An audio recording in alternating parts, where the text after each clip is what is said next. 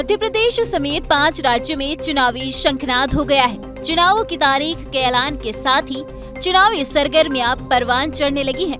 मध्य प्रदेश की कुछ अहम सीटों पर हमेशा सियासत की नजर रहती है, खासकर इंदौर की। इंदौर जिले में कुल 9 विधानसभा सीटें हैं। ये सभी सीटें राष्ट्रीय स्तर की राजनीति के लिए जानी जाती हैं। 9 सीटों में 6 सीटों पर बीजेपी के विधायक हैं, जबकि 3 सीटों पर कांग्रेस ने कब्जा जमाया हुआ है। इन सभी सीटों में से सबसे वीआईपी सीट इंदौर 1 को माना जाता है। यहाँ से बीजेपी के राष्ट्रीय महासचिव कैलाश विजयवर्गीय को चुनावी मैदान में उतारा गया है। यहाँ से कांग्रेस के नेता संजय शुक्ला पिछली बार चुनाव जीते थे। इंदौर विधानसभा क्रमांक 1 सीट के चुनावी सफर पर बात करें तो ऐसा नहीं है कि ये सीट कांग्रेस का गढ़ है। इस सीट का ताना बाना कुछ ऐसा है कि यहाँ मुकाबला कांग्रेस और बीजेपी में ही होता रहा है।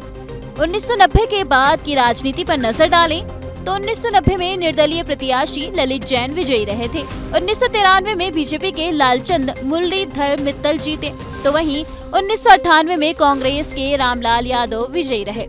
फिर 2003 में बीजेपी की उषा ठाकुर ने जीत हासिल की। उसके बाद 2008 और 2013 में बीजेपी सुदर्शन गुप्ता जीते और 2018 में फिर कांग्रेस के संजय शुक्ला यहां से विधानसभा पहुंचे थे। इंदौर 1 के चुनावी समीकरण की बात करें तो यहां पर 2018 के आंकड़ों के मुताबिक इंदौर 1 में 3,49,102 मतदाता हैं, जिसमें 1,78,819 पुरुष मतदाता हैं और 1,69,107 महिलाएं मतदाता हैं। इस क्षेत्र में यादव और ब्राह्मण समाज का खासा वर्चस्व है। हालांकि जैन समुदाय के मतदाता भी हार जीत में बड़ी भूमिका निभाते हैं। संजय शुक्ला के बारे में बात करें तो संजय शुक्ला मध्य प्रदेश के अमीर विधायकों में से एक हैं और पिछले 5 सालों से यहाँ के विधायक हैं। संजय शुक्ला ने 5 सालों में अच्छा काम भी किया है और उन्होंने ही भाजपा के सुदर्शन गुप्ता को हराकर इस सीट को कांग्रेस के खाते में डाला था। इसके अलावा जातीय समीकरणों की अगर बात करें तो संजय शुक्ला ब्राह्मण समाज से आते हैं। बता दें कि इंदौर विधानसभा 1 में यादव और ब्राह्मण मिलकर विधायक का भविष्य तय करते हैं।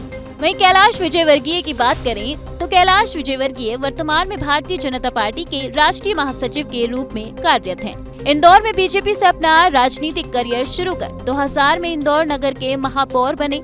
बिना कोई चुनाव हारे वो लगातार 6 बार विधानसभा के सदस्य चुने गए। पार्टी में केंद्रीय नेतृत्व के लिए पदोन्नत होने से पहले वो 12 वर्ष तक राज्य सरकार में कैबिनेट मंत्री भी रहे। ऐसे में बीजेपी की ओर से कैलाश विजयवर्गीय को इस सीट से उम्मीदवार तय होना ये संकेत देता है कि ये सीट भाजपा के लिए कितनी मुश्किल सीट है। बहरहाल एक बात तो तय है कि इस सीट पर सीधा मुकाबला बीजेपी और कांग्रेस के ही बीच है और दोनों पार्टी इस सीट पर कब्जा करना चाहती हैं और दोनों की ओर से दावेदारी भी मजबूत मानी जा रही है।